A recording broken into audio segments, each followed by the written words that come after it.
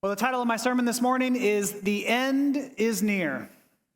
The end is near, meaning the world is going to end very, very soon. And you know how I know that the world is going to end very, very soon? I'm going to make my case to you as a lawyer makes his case with some exhibits. And so exhibit A to why the world is going to end very, very soon is this. Because this exists in the world that there is ramen flavor Oreos, you know the world is ending any day now. Like, goodness gracious, why did we even try this? Ooh, like Jesus is looking down on this and saying, nope, all right, we're done. We had a good run. But if that is fine by you for some reason, the second image is another food product that will tell you it's the end of the world. We got pumpkin spice Spam. Now, I'm a big fan of the pumpkin spice flavor and theme that we're in now. This is my favorite time of year, but this is too far. Like this is the end of the world. This is our sign that we've done and messed up, and we're done. We had a good run, but here's how my exhibit C that God is going to use to wipe us out. It is you've seen these videos of these AI robots that just move so effortlessly, that can have such agility, that are doing like parkour. It is scary that this exists, that we're encouraging this to exist, because Skynet is going to take over and we're all going to die. You ever hear someone say, quit your crying, it's not the end of the world? I want to say you now have permission to cry. It's the end of the world. This is the title of my sermon, The End is Near, and the three angles we're going to look at it is the urgency, the end, and the near. The urgency, the end, the near. If this is your first Sunday here, it's usually not this gloomy, but welcome. Not only are you here for the end of the world, but more importantly, you're here for the end of the book of Isaiah, right? This is something that we've been in for almost a year now. I think a year, actually. And so we only have 2 chapters left, today and next week, and we are done.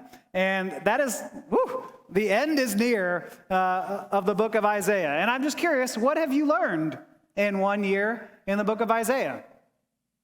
You don't have to shout out an answer, but I want you to kind of self-reflect. What is it, something that you've taken away from this? This is a lot. It's a huge book. What have we taken away? And I would say one theme that I think is woven all throughout the book of Isaiah that you could see kind of traced throughout there is the theme of justice. The theme that God is going to make things right, to do right. And you'll see a little bit of that in today's sermon. But what about you? Maybe you're like, I've been in it for a year, but I'm not really sure I'm taking anything away. Well, you're in good company. That seems to be where Israel is at. Israel is in the spot of, okay, you just went into exile, well, which is, they've been kidnapped and brought into this foreign nation. They've been made prisoners and slaves for 70 years. And so for a little context, they've just been miraculously delivered from that. So they are now free from this exile, free from this slavery. And you think, God might ask the question, so what have you learned in this process? And it seems like Israel's like, I didn't really learn much. Because what they said before the exile and what they say after the exile seems eerily the same. And their question is, where are you, O God? And God just delivered them. Like, are you asleep? And God's response is, nope. We're not having this conversation like that. God is saying, we're done with this nonsense. Are you in or are you out with me? Are you in this relationship or not? And so this is Israel showing their stubbornness, showing their complaining. And God is trying to say, now's the time to decide, today, because the end is near. The end is near. And so let's talk about urgency. I mean, the urgency that is, I think, prevalent all throughout this text is just boiling. And you can sense it more in the early verses, that God is trying to get them to force a response. That you cannot walk out of here, you cannot hear what God has to say and be unchanged. And so verse 1, God says, it is not I who have been missing. It's not I who have wandered. God says, I revealed myself to those who did not ask for me. Isn't that great? I revealed myself to those who weren't even asking for me. I was found by those who did not seek me. To a nation that did not call on my name, I said, here am I, here am I. And so I think from the very get-go, I want us to see the grace that the Lord is just putting out front for us to all see. If grace is unmerited favor, something that we didn't deserve, God's saying, I'm starting this out with, you're not even looking for me, and I'm coming to you. You didn't even want me, and I'm spreading open my arms of salvation. And things are going to get pretty rough in these next couple of verses, and so I want you to hear how much God desires all to come to him and to be saved. They want nothing to do with God, and when you reject God, even when you reject God, there's something that builds up inside of us that makes us feel spiritually superior to God. Now, Christians can feel spiritually superior to people, and that's a shame, and we don't want to see that.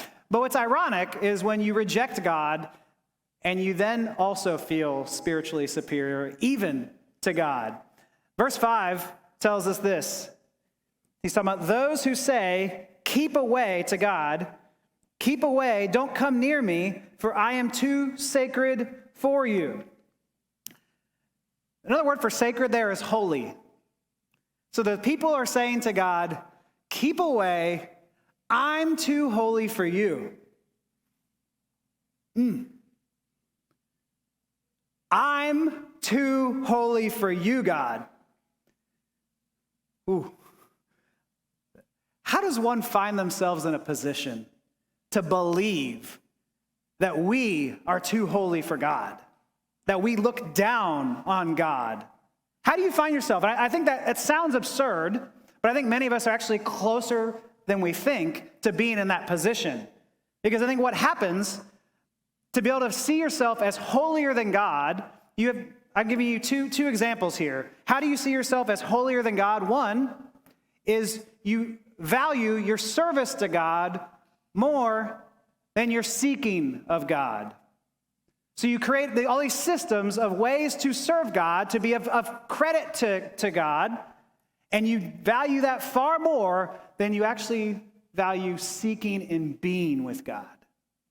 Another way of saying that is this: your to-do list outweigh your to-be list. Your to-do list, the things you got to do, always outweigh your to-be list. Now, if I were to tell my family, I don't really enjoy being with you, but here's all the things I'm going to do for you.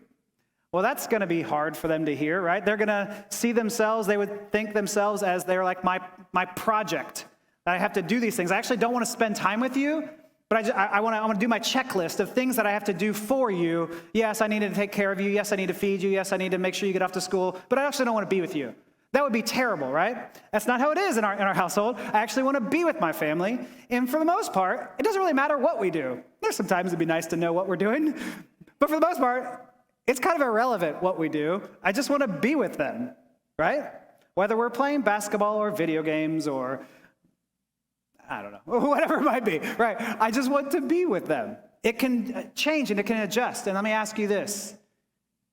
Can you just be with God? I think for many of us, that almost feels like repulsive. Like, I can't just be with God. I want to do these things. I can't just sit. I got to do. That is a struggle for many of us.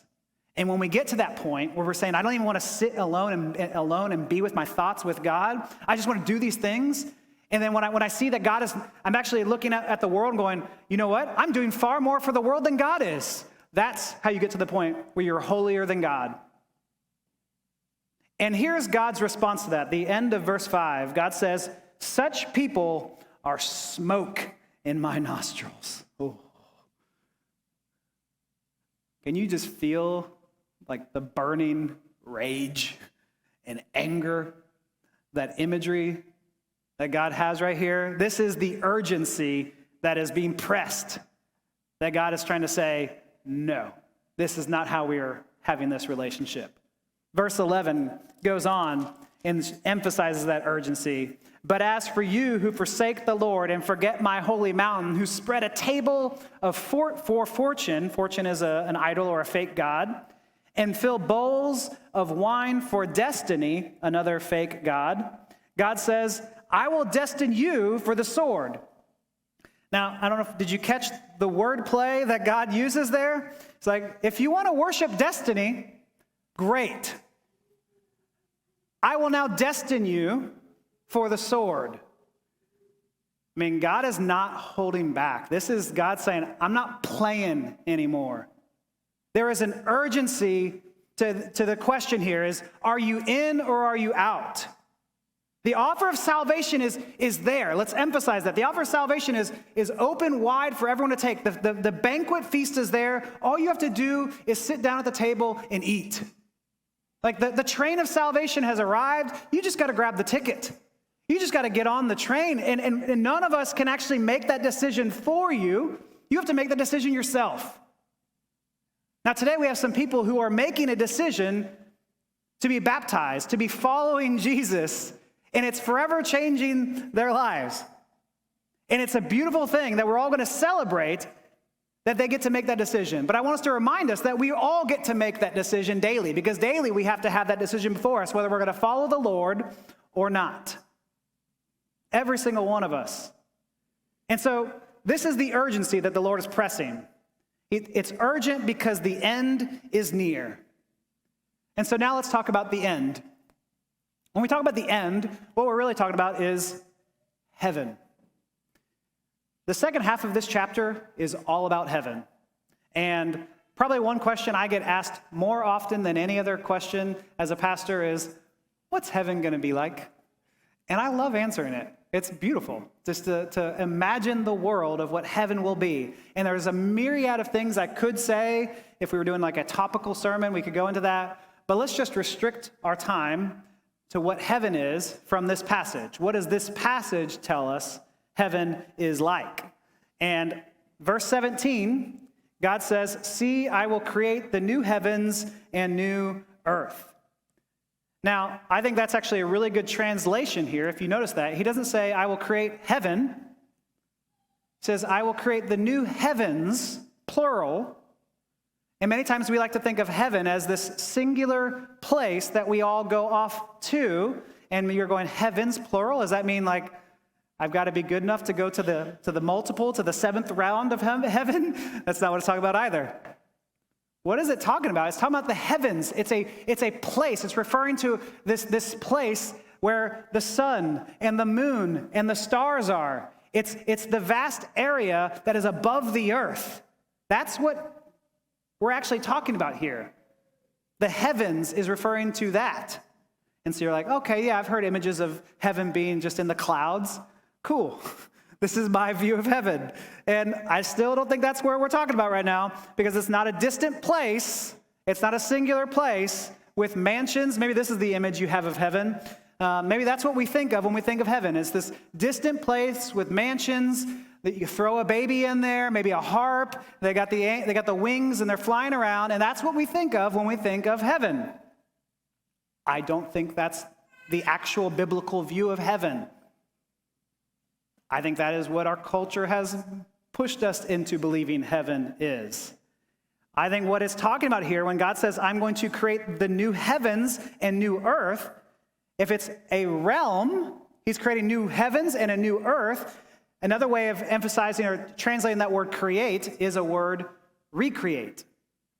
So God could be saying, I will recreate the new heavens or renew the heavens and the earth. Now it's trying to, I think, change a little bit the translation and the understanding of this passage. God's going to recreate heavens and earth. And so maybe you might be asking the question, what's heaven going to be like? My answer to you is, it's going to be a lot like the world is now. Just better. The way it was meant to be.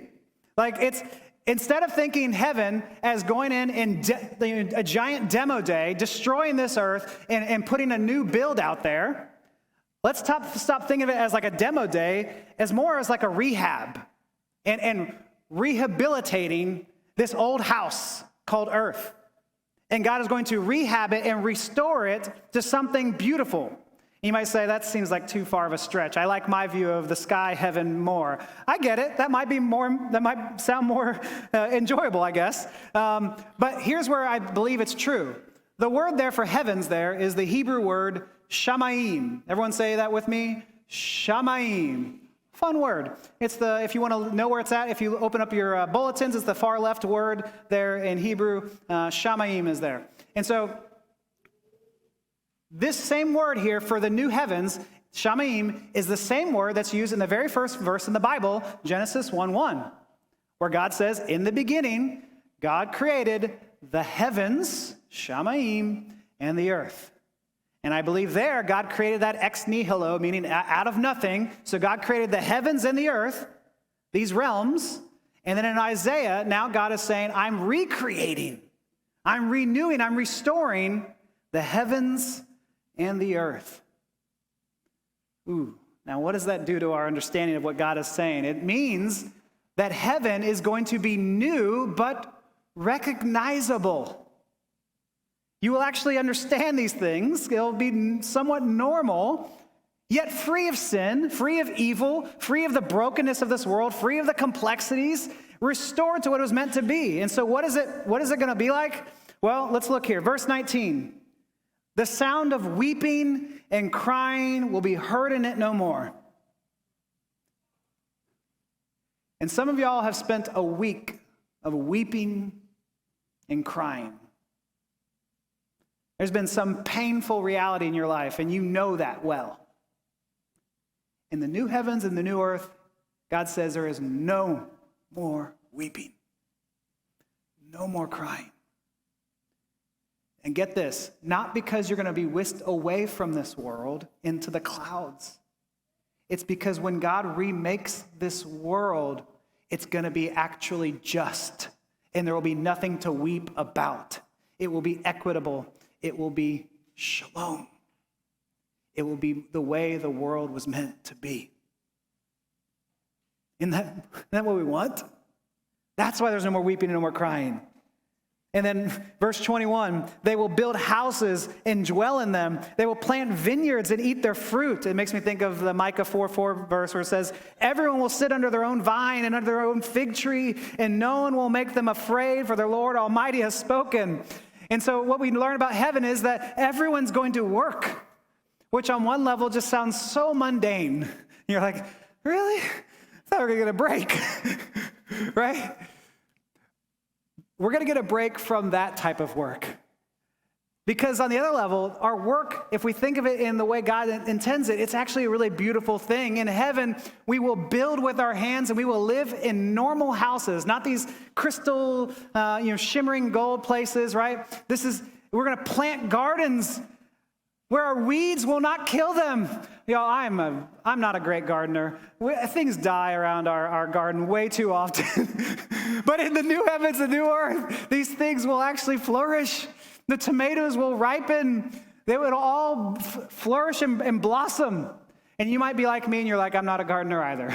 You're like, I don't really want to garden in heaven. That doesn't sound great. That's okay. They're writing to a people that's their agricultural society. What the emphasis is that in the new heavens, the new earth, there will be work.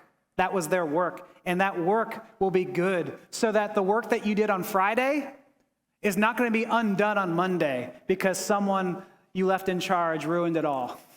Some of you are like, oh, Lord, please usher that in. For some of y'all who might be teachers or professors, as you teach your students are going to go, oh, teach me more. This is wonderful. This is life-changing, right? It's actually going to make an impact. Or maybe you find yourself in a position where you have a boss that doesn't recognize your hard work. In the new heavens, the new earth, your boss is going to see your hard work and praise you for it and get everyone else, not steal credit, everyone else is going to now give you the credit for it and say, amazing. That's how it's going to be in the new heavens and new earth, that we will actually have work to do and it will be good. Don't we want that? Don't you want that type of heaven? God cares about work. God also cares about economic justice. Verse 22 says, no longer will they build houses and others live in them, or plant and others eat. What God is saying there is that you're not going to be taken advantage of. So for many of our people who are taken advantage of, who are in systems of oppression or systemically, society, you will not be taken advantage of the new heavens and the new earth. God cares about you. He cares about economic stability. And if you want to get real optimistic, what's the new heavens and the new earth going to be like? Go to verse 25. The wolf and the lamb will feed together. The lion will eat straw like the ox, and dust will be the serpent's food. The image of a snake eating dust is one of those. I'm like, that's a funny one. But some of y'all are also stuck on the lion eating grass, right? Eating straw like the ox, and this may be going, okay, what is God going to just magically change the digestive system of these animals who are built to eat protein? Yeah, okay. I don't know, maybe that's what the Lord's going to do. I don't know if that's what this passage is emphasizing. It's Hebrew poetry, and so I think it's trying to make the point that in the new heavens, the new earth, there's going to be such shalom, such peace, that there's going to be no violence. I think that's the emphasis that the author is trying to press here, that the lack of violence in the new heavens and the new earth. And so another way of saying this is that those who are most opposed to one another, in the end, you're going to have a restored relationship. And so, just imagine the person who loathes you the most in the new heavens and the new earth. They are going to be seeking you out in joy, not passively avoiding you. In the new heavens and the new earth, the people that you are worried to see in this life, the people that you are frustrated by, you're going to share a bowl of cereal together. And it's going to be a delight. And you're like, that can't happen. I would never share a bowl of cereal with them. Why don't I eat cereal? Whatever it might be. Maybe eggs and bacon. Whatever it is. How? That's something God would do, wouldn't it? That God would take the most diametrically opposed people and put them together in this restored relationship. That is something God is going to do. Can you imagine it? And the hard part is, it sounds so good, it almost sounds too good to be true. And so then we all start asking the question, okay, when? When is God going to do this? And this is where we get to the last point here. And so we talked about urgency, we talked about end, but how near is it? The nearness. When is this going to happen? When is God going to do this? And I think the point of this chapter and all of Isaiah is that the end is closer than you think. In fact, it's right on your very doorstep. Everyone, real quick, look down at your feet. When you look down at your feet, what do you see beneath them? You probably see some wood that is okay looking wood. Old. Maybe you see some carpet and you're like, this is pretty good carpet. They must have cleaned it. We did. On Fridays, we cleaned this carpet. So we're doing pretty good. Now, when you think of heaven, you hear streets of gold, and you're like, but they cleaned their carpet. Clearly, this is not heaven. So just by looking down at the ground, you know this is not heaven. I think everyone can see that.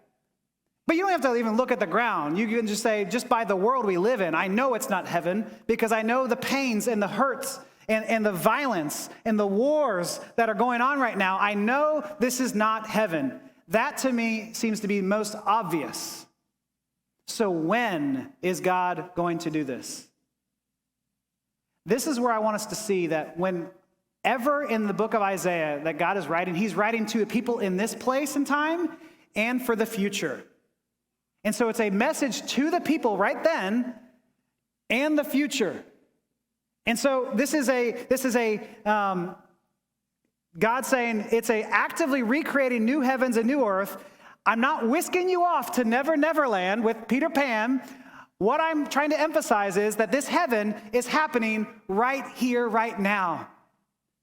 It's not streets of gold in heaven I want to talk about. I want to talk about Waco Drive. I want to talk about Franklin Avenue being restored.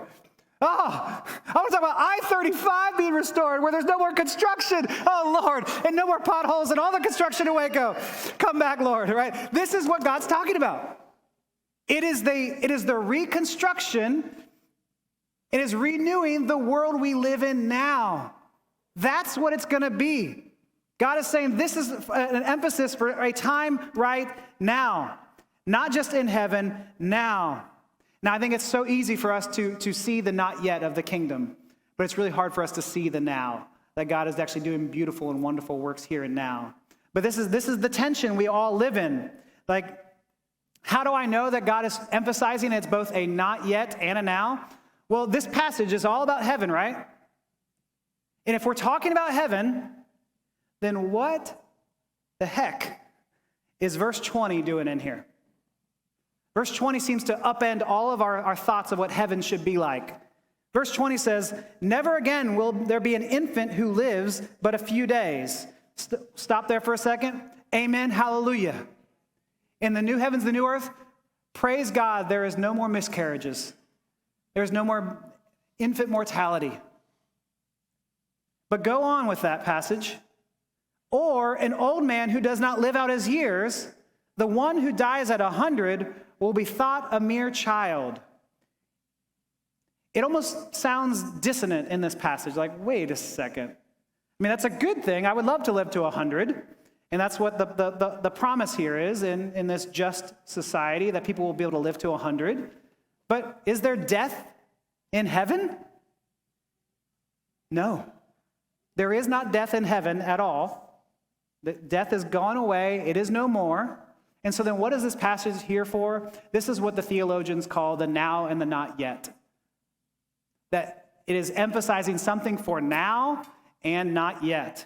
And so there is a kingdom breaking in right now into this world, but it's also not fully here yet. Another way of saying this is, where do you feel home? When you leave this place, we'll probably go outside and have a baptism out there, and you get in your car and you drive home. When you park your car in your driveway, are you home or on the street? Some of you are like, yeah, I'm home. Let's say you get out and you walk up to the front door and you're on the front porch. At that point, are you home? I feel like I would say, yeah, now I'm home. I'm home on the front porch. But do you feel home? Probably don't feel like you're home yet. Where do you feel home? That's very personal. Some of y'all, you feel home on the couch. You're like, I'm not really home until I take my shoes off and I sit down and I'm like, now I'm home. Or maybe it's the kitchen table, or maybe it's your recliner, or maybe you take your Sunday afternoon nap. Where do you feel home? So you see the difference there when you're home versus what you feel home. I want us to see that heaven, we are living on the front porch of heaven. We are living on the front porch of heaven. We are there. We are home, but we're not fully there. It doesn't feel like home yet. We're not actually all the way in it, but we are there. We're on the front porch of heaven. And so when is this going to end? When is God going to do all this? It's now and not yet. And this is why Jesus makes the comment in his prayer, Matthew 6:10, "May your kingdom come, your will be done on earth as it is in heaven." And so the goal is the marriage between heaven and earth. That's the goal for the kingdom here. And so what that means is that should change the whole way we look at our view of heaven, and also change the whole way we look at the world we live in now. So that now we're trying to say, how can heaven break into this world, into our communities, into our schools, into our work, into our neighborhoods? How can we see that in a different light? Because this is where heaven is supposed to break in a time when there should be no more violence. There should be no more wars, where our work should be good, where we can actually love our enemies now. Let's see that happen now. And so let me leave you with two things, a challenge and a comfort. And so the challenge for you this week, I believe this. I believe we are what we tolerate. You tolerate, hatred. You're allowing for hatred to exist. You tolerate apathy. You kind of are apathetic. You tolerate what we are what we tolerate.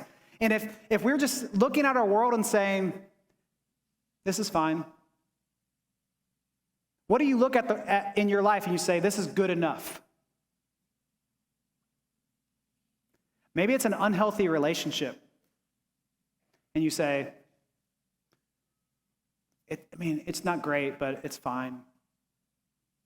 But if heaven is supposed to break in, like if we actually saw that this is supposed to be where heaven is, we're going to say, this thing should have no place in heaven.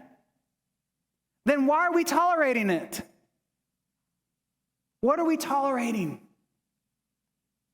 And so maybe it's an unhealthy relationship. Maybe it's a pet sin. Maybe it's how we treat the poor in our midst. And we just say, they're always going to be here. What are we tolerating? And I want us to challenge you to think about that and to rethink the way we look at these things. But also, let me give you a comfort. The comfort here is, how are we going to unite heaven to earth? By your efforts? By your strivings? Let me give you that verse again. See, I will create the new heavens, the new earth. God is saying, I'm going to do it. This is 100% all God doing the work. He doesn't need our help, our assistance. Siri, I'm going to tell you, stop doing that to me. He doesn't need our assistance, but he chooses to use us. God will create the new heavens and new earth, but he's going to work through human beings. And so you can have rest in that. And the pinnacle of God working, and the pinnacle of my and hopefully your comfort here, is that God is working through Jesus immeasurably in his incarnation, in his life, in his death, in his resurrection. That's how God, Siri, that's how God is repairing and redeeming this world and uniting the brokenness together. God is not just trying to be about a personal relationship. God is trying to reconcile. Jesus is reconciling all things to himself. Those relationships, as well as your relationship with your Heavenly Father. Jesus makes us right with him and starts to reweave the fabric with one another. This is the beauty of God working in this world. This is our comfort, that he is reweaving the fabric for us. And so the end is near. And if we believe that the way we see it here now, that the end is near, it should give us a whole new meaning for looking at the end times and the end of the world. The end is right now, but not in the way that some of the doomsday prophesiers believe. The end is now. I want to ask you, what possibilities can you imagine if we are living in what God is going to restore and create and recreate? What can we imagine with God? How can we be co-creators with God in this world? What are we stifling with what we're tolerating? What are we just allowing to exist the way it is because we're like, it's just the status quo? Let's not settle for that. The urgency is now. The end is near. The opportunity is today. And so let's do the opposite of Israel, who felt superior to God and said, I don't even want to be with you. Let's come humbly to the Lord. And let's just desire to be with him this week. Just to spend time with God. And as we spend that valuable time, God would push us to see and to give us eyes to see how we can co-create with him. Let me pray for us.